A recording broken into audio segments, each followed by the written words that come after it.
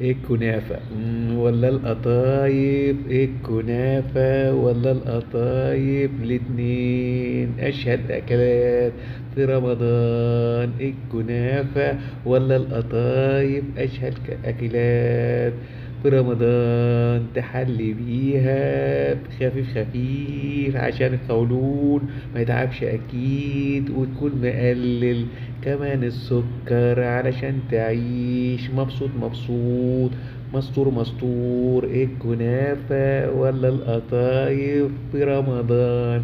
تسعد بيها تتهنى بيها خفيف خفيف، تبقى الصحة مية مية، وتحرق كمان وتمشي وتروح زي زمان.